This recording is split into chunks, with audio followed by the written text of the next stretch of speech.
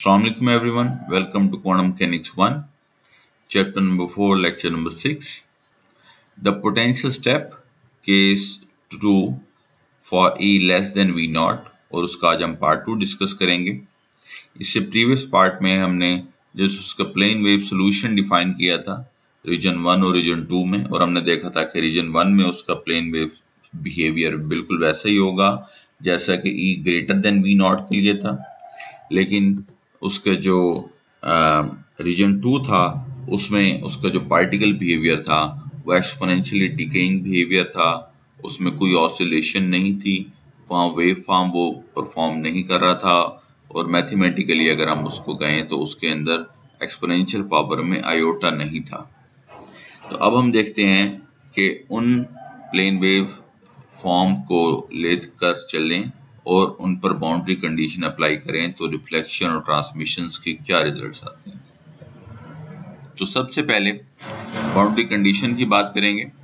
As there is single boundary, ये हमें पता है कि जो एक पोटेंशियल स्टेप है उसमें जस्ट एक ही बाउंड्री है which is x is equal to 0. So between region 1 and 2, thus the wave function as well as their derivative must be continuous at the boundary. ये हमने पहले भी डिस्कस किया हुआ है। तो उन कंडीशंस को अप्लाई करें तो psi1 at x is equal to 0 and psi2 at x is equal to 0.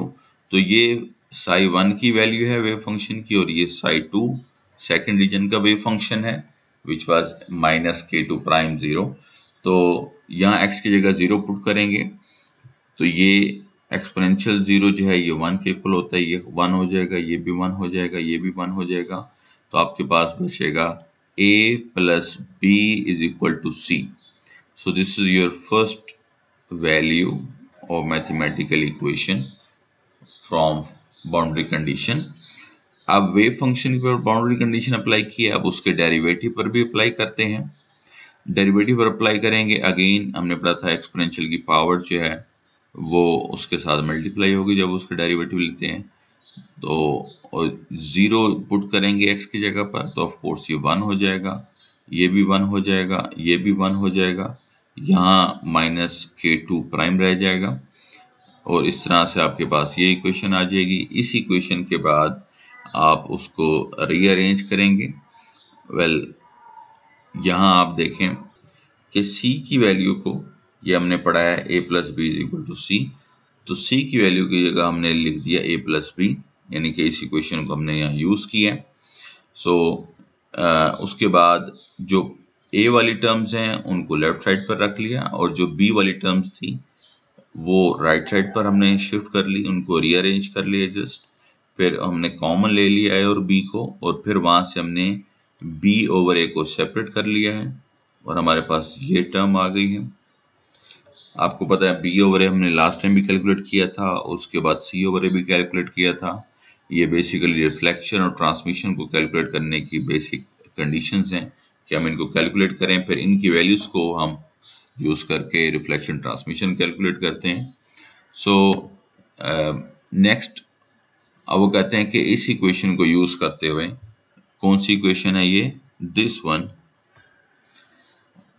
अब वो कहते हैं अगेन उस इक्वेशन को यूज करें, और उसमें जहां हमने b लिखा हुआ है उसकी जगह हम c माइनस a लिख सकते हैं, क्योंकि a plus B is equal to c होता है।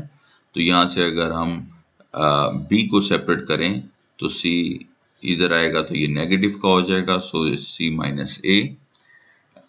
तो b के वैल्यू पुट करेंगे, फिर अगेन मल्टीप्लाई करेंगे, रीअरेंज करेंगे, अगेन हमारे पास ये c की वैल्यू आ गई है। इसको हम कन्वर्ट कर सकते हैं इनटू c ओवर a में भी, यहाँ से a को हम रिमूव कर देंगे फॉर एग्जांपल, तो ये आपके पास c ओवर a की वैल्यू आ जाएगी। ठीक हो गया। आई थिंक आप ये सिंपल मैथमेटिकल स्टेप्स कर लेंगे। अगर let us now evaluate as we did in the previous case the reflected and transmission coefficients. First, we should note that the transmitted coefficient which corresponds to the transmitted wave function psi t, which is this, ये यानी कि है ये psi2 जो कि reason 2 का wave function है, लेकिन हम क्योंकि रीजन 2 में पार्टिकल अगर पहुंचता है तो वो ट्रांसमिटेड पार्टिकल कहलाता है, इसलिए उसके वेव फंक्शन को हम psi t यानी कि ट्रांसमिटेड वेव फंक्शन से रिप्रेजेंट कर रहे हैं। तो हम इसको साई 2 या साई टी दोनों में से कोई भी लिख सकते हैं। तो ये उसकी इक्वेशन है, हमने लास्ट लेक्चर में ये डिस्कस की है।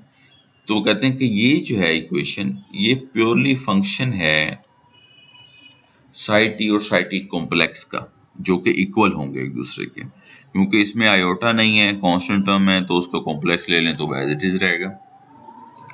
तो ये जो ट्रांसमिटेड करंट डेंसिटी है इसका फार्मूला हमने लेक्चर जो था E greater than V not वाला उसमें डिस्कस किया था। सो ये चैप्टर 3 में भी है, which is h cut over 2m iota into psi T dt over dx, ये साई का कॉम्प्लेक्स होगा basically, and then psi T complex dt over dx। अब क्योंकि साई टी कॉम्प्लेक्स जो है वो इक्वल है साई टी के, इसलिए यहाँ पर हमने इसका कॉम्प्लेक्स जो है वो नहीं लिखा, बट यानी कि एक्चुअल फार्मूले में होता है। तो ये जब इक्वल हो जाएंगे तो ये जो टर्म है ये कैंसिल आउट होके आंसर आ जाएगा 0, जिसका मतलब होगा कि जो ट्रांसमिटेड करंट डेंसिटी है वो 0 के इक्वल है। इसका मतलब है कि पार्टिकल जो है वो ट्रांसमिट नहीं हुए, यहाँ से यही शो हो रहा है, राइट। बट द स्टिल ये सेम रिजल्ट है जैसा कि क्लासिकल ने कहा था। तो ये भी करंट डेंसिटी है, but still we have to look further. अब रिफ्लेक्शन कोफिशिएंट वो कहते हैं कैलकुलेट करना है, तो ये बी ओवर ए हमने कैलकुलेट किया हुआ है पहले भी। तो बी ओवर ए की वैल्यू हमने कैलकुलेट की थी, उनकी वैल्यूज को यहाँ पुट कर देंगे, इनको रीअरेंज करेंगे तो रिफ्लेक्शन की वैल्यू 1 आ गई। और यही हमारा क्लासिकल का रिजल्ट था कि जो रिफ्लेक्शन होगी वो टोटली होगी कि पार्टिकल आएगा, अब उसकी एनर्जी इस सामने वाली रुकावट से, सामने वाले पोटेंशियल से कम है एनर्जी, तो पार्टिकल जब आगे से टकराएंगे तो वो of course totally reflect back हो जाएंगे और रीजन 2 में कोई भी पार्टिकल नहीं आएगा। जैसे कि हमें नजर आ रहा है कि जे ट्रांसमिटेड 0 है, मींस कोई भी पार्टिकल ट्रांसमिट नहीं हुआ, और रिफ्लेक्शन जो है वो एग्जैक्टली 1 के इक्वल आ गई है। ये हमें पता है कि R प्लस टी जो है वो 1 के इक्वल होता है। अब t की वैल्यू 0 हो जाएगी तो ऑफ कोर्स हमारे पास जस्ट r की वैल्यू 1 के इक्वल आएगी। तो इसका मतलब है कि r is equal to 1 mean कि टोटल रिफ्लेक्शन हो गई और ट्रांसमिशन जो है वो बेसिकली क्या हो गई जी, आपके पास 0। ये तो थे क्लासिकल रिजल्ट्स, लेकिन हमने टॉपिक के स्टार्ट में पढ़ा था कि क्वांटम मैकेनिक्स के रिजल्ट तो थोड़े डिफरेंट हैं। तो इसमें डिफरेंट तो अभी तक कुछ भी नजर नहीं आ रहा, ये तो सेम रिजल्ट है जैसा कि क्लासिकल ने प्रेडिक्ट करना है। तो हम एक स्टेप और आगे चलते हैं। वो कहते हैं transmission coefficient r plus T 1 है, r की वैल्यू 1 है, तो 1 plus T is equal to 1 because r is equal to 1। तो यहाँ से t जो है वो 1 माइनस 1 वो 0 हो जाएगा, means no transmission. So we therefore have total reflection and as in classical case.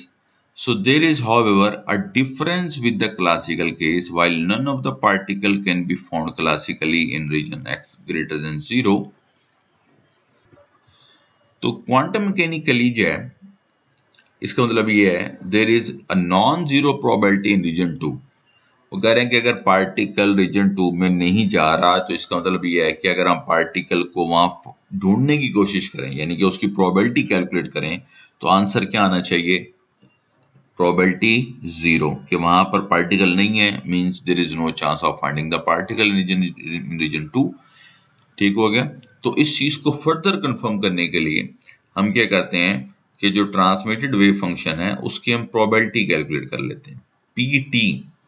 तो t का कॉम्प्लेक्स साई टी का कॉम्प्लेक्स और साई टी ये हो जाता है साई टी मॉड स्क्वायर, हमने पढ़ा हुआ है प्रोबेबिलिटी का फार्मूला। और साई टी की वैल्यू हमने कैलकुलेट की हुई है which was c e to the power minus k2 prime x। जब हम उसको मॉड स्क्वायर लेंगे तो ये c का मॉड स्क्वायर हो जाएगा और एक्सपोनेंशियल भी माइनस 2k2 प्राइम x हो जाएगी। अब ये इक्वल होगा इस टर्म के, ये कहां से आई, ये c की जो वैल्यू हमने कैलकुलेट की थी, ये तो हमने c ओवर a कैलकुलेट किया था ना, आप c ओवर a कैलकुलेट ना करें, आप इसको एज इट इज रहने दें, तो ये आपके पास c की वैल्यू आ जाएगी। तो c की वैल्यू को वहां पुट कर देंगे ये c mod square की जगह पे, तो ये हो जाएगा 4k1 square. No, it will be, it should be k2. It's coming k1. Yes, it's k1 because it's k1 coming from this multiplication with c. So the conclusion is कि जो probability है, ट्रांजिशन प्रोबेबिलिटी, यानी कि particle को find कर रहे हैं हम रीजन 2 में, उसकी प्रोबेबिलिटी यानी कि हम चेक कर रहे हैं, और ये जो आंसर आया है प्रोबेबिलिटी का, ऑफ कोर्स ये 0 के इक्वल तो नहीं है।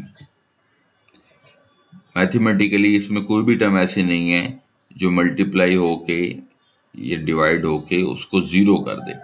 तो इसका मतलब ये है that the probability of finding the particle in region 2 is not equal to 0. So note that the relative probability density is appreciable near x is equal to 0 and falls exponentially to small values of x becomes larger. The behavior of the probability density is shown in figure this. ये हमने पहले discuss की थी, जो इस तरह से figure बनी हुई थी कि रीजन 1 में तो पार्टिकल ऑसिलेट कर रहा होता है वेव बिहेवियर की तरह, लेकिन जैसे वो रीजन 2 में जाएगा वो एक्सपोनेंशियली डिके कर जाएगा, और for large values of x के लिए जो है वो तब जाकर उसकी जो प्रोबेबिलिटी है वो ख़त्म होगी। सो इसका मतलब ये है कि पार्टिकल की एनर्जी बेशक कम हो, तो क्वांटम मैकेनिक्स ये कह रही है कि कुछ ना कुछ पार्टिकल्स, कुछ ना कुछ फील्ड ऑफ देयर पार्टिकल्स वो ट्रांसमिट कर जाएंगे सेकंड रीजन में, लेकिन उनकी एनर्जी ट्रांसमिट करने के बाद इतनी कम होगी कि वो आहिस्ता आहिस्ता अपने एनर्जी को रिड्यूस करते हुए एक्सपोनेंशियल बिहेवियर डिके शो कर देंगे और आहिस्ता आहिस्ता वो ख़त्म हो जाएंगे। So this phenomena is basically known as the quantum tunneling. It is one of the most famous phenomena in quantum mechanics. So this phenomena is called quantum tunneling, and it means that the particle exists in region 2. Although the energy of the particle is less than the potential step, still particle will transmit across the potential, possibly due to its field behavior. और ऐसा क्यों हो सकता है? अब classical कहते हैं कि अगर आप जा रहे हैं और आपके रास्ते में कोई रुकावट आ गई है, फॉर एग्जाम्पल ये एक रुकावट है, और आपने जब मूव करना है इस पत्थर को, फॉर एग्जाम्पल आपने दूसरी तरफ लेके जाना है, तो ऑफ कोर्स आपको इस हर्डल के ऊपर से जाना पड़ेगा। लेकिन क्वांटम मैकेनिक्स कहती है नहीं, आप पार्टिकल को इस हर्डल के ऊपर हिट करें, then there is a possibility, chance होंगे that few of the part of the particles or the thing that you want to transmit to the second region वो transmit कर जाए। So this phenomenon is called quantum tunneling, and this is not just a phenomena we are talking about mathematically. This is a phenomena that has been observed experimentally also. Quantum tunneling एक बहुत ही important phenomena है जिसकी base पर मैं आपको कुछ example देता हूँ।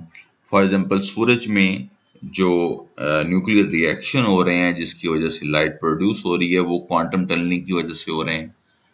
ठीक है, हम जो सांस लेते हैं जब हम, तो हमारे नाक में ड्यूरिंग दैट प्रोसेस वो इलेक्ट्रॉन की क्वांटम टनलिंग हो रही होती है, तो हम सांस ले रहे होते हैं।